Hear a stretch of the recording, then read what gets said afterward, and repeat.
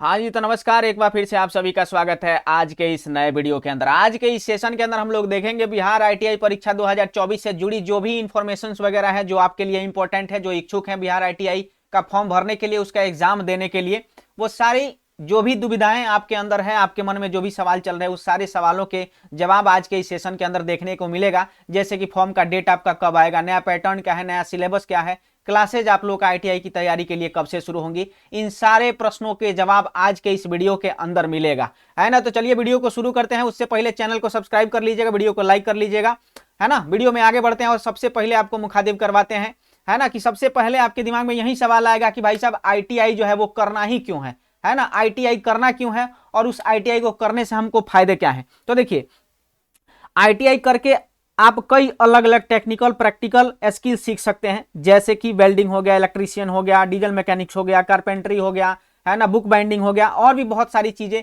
इसके अंदर देखने को मिलता है ना। और जहां तक रही बात कि भाई साहब इसको करना क्या, क्यों करना है और इसके फायदे क्या है, तो देखिए, इसको करने के बाद यानी कि आईटीआई पास होने के बाद आपको जो है ना अलग अलग क्षेत्रों में जो है वो जॉब अपॉर्चुनिटी आपको मिलता है, जैसे कि गवर्नमेंट जॉब्स हो गया, है ना।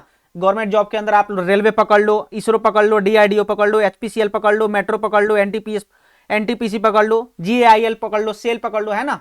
ये सबके अंदर आपको जो है ना वो जॉब की अपॉर्चुनिटी जो है वो मिलती है। उसके अलावा अगर आप देखें, उसके अलावा अगर आप देखना चाहें तो भाई साहब आपको प्राइवेट जॉब्स भी आपको देखने को मिलेगा, या फिर आपके पास मौका होगा कि आप अपने खुद का रोजगार भी कर ले। उसके अलावा आप देखें तो भाई साहब डिफेंस में भी इसकी बहुत रिक्वायरमेंट होती है, जैसे भारतीय सेना के अंदर आप देखेंगे टेक्नीशियन की भी जरूरत होती है। तो आपको इसलिए आईटीआई करना होता है। अगर आप आईटीआई करते हैं तो भाई साहब आप बेरोजगार नहीं रहेंगे, कहीं ना कहीं आपको जॉब जरूर मिल जाएगा, इसलिए आईटीआई करना जो है वो जरूरी होता है। अगला सवाल आपके दिमाग में ये आएगा कि इनमें कौन एडमिशन ले सकता है, इसके अंदर एडमिशन जो है वो कौन ले सकता है। तो सुनिए, जिनका उम्र जो है वो 14 साल या उससे अधिक हो वो एडमिशन ले सकते हैं इसके अंदर, है ना। एज की कोई सीमा नहीं है भाई। अब 40 वर्ष के बाद करके भी स्किल अगर आपको केवल सीखना है तो आप तब भी आप कर सकते हैं, लेकिन आपको जॉब्स वगैरह को भी ध्यान में रख के इसको करना होता है ना। और सबसे जरूरी बात, जो 10th पास करेंगे उनके अंदर मैथ और साइंस कम से कम होना चाहिए। संस्कृत बोर्ड वाले इसके अंदर शामिल नहीं होंगे, है ना। तो भाई 10th पास जो किए हैं क्या से, मैथ और साइंस से, तो वो इसके अंदर एडमिशन ले सकते हैं। जिनकी उम्र 14 हो, है ना, जिनकी उम्र 14 वर्ष हो, 10th पास हो, मैथ और साइंस से, वो एडमिशन इसके अंदर ले सकते हैं। अगला सवाल देखेंगे कोर्स का। भाई साहब कोर्स का ड्यूरेशन जो है वो, है ना, कोर्स का ड्यूरेशन है कि कोर्स का टाइमिंग जो है वो कितने दिनों का होता है। देखिए, 6 से लेकर के 2 साल तक के ट्रेड इसके अंदर होते हैं।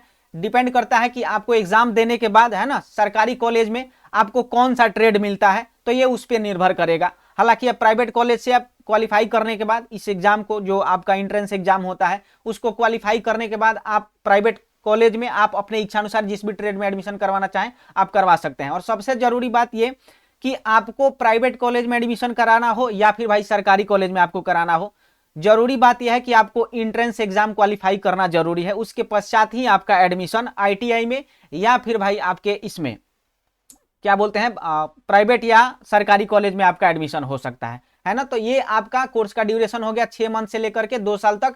डिपेंड करता है कि आपको ट्रेड कौन सा मिलता है या फिर ट्रेड आपको लेना कौन सा है। अगला देखेंगे भाई साहब, आईटीआई करने के बाद क्या ग्रेजुएशन कर सकते हैं क्या? बिल्कुल कर सकते हैं। बहुत सारे बच्चों के दिमाग में ये बात चलता है भाई कि आईटीआई कर लेंगे तो फिर ग्रेजुएशन कैसे करेंगे, जरूरत पड़ा तो। आप बिल्कुल कर सकते हैं, क्योंकि 2021 या 2022 में ही सरकार ने प्रॉपर भाई साहब लेटर जारी करके बताया कि आईटीआई करने वाले बच्चे या फिर पॉलिटेक्निक करने वाले बच्चे ग्रेजुएशन कर सकते हैं, है ना, ग्रेजुएशन कर सकते हैं। आप अपनी पढ़ाई को जो आगे जारी रख सकते हैं, तो ये बिल्कुल भाई कर सकते हैं, इसमें कोई संदेह वाली बात बिल्कुल भी नहीं है। बहुत सारे बच्चों के दिमाग में ये भी सवाल है कि क्या भाई 12th करने के बाद आईटीआई कर सकते हैं, तो बिल्कुल कर सकते हैं। हम आपको बताएं कि मिनिमम क्वालिफिकेशन आपके पास जो है 10th पास होना चाहिए, मैथ और साइंस से, कोई भी कर सकता है भाई, है ना। अगला देखेंगे परीक्षा का पैटर्न क्या है भाई साहब। तो परीक्षा के पैटर्न में आप लोगों का टोटल नंबर ऑफ क्वेश्चन जो होता है वो भाई 150 होता है ना।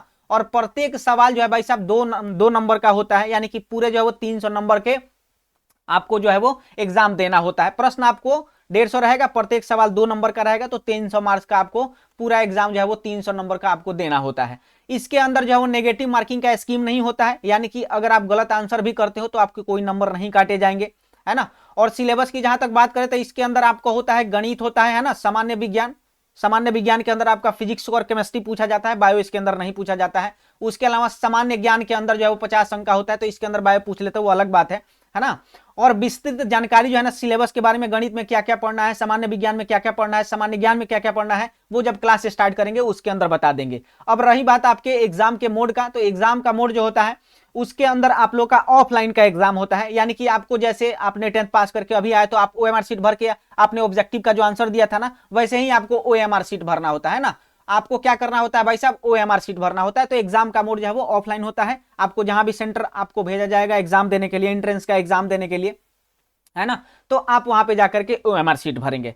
अगला बात देखेंगे भाई साहब की फॉर्म का डेट कब से है भाई, तो फॉर्म का डेट जो है वो आप लोगों का अप्रैल में आएगा। अब वो आप लोगों का 5 अप्रैल का आए या फिर 7 का आए या फिर भाई साहब 15 का है ना, इन्हीं डेट के बीच यानी कि 5 से लेकर के 15 अप्रैल के बीच में आप लोगों का जो है वो इसका एक्सपेक्टेड डेट जो होता है अप्रैल का। गत वर्ष में भी देखा गया है कि भाई यही इसका टाइमिंग है हमेशा से फॉर्म आने का।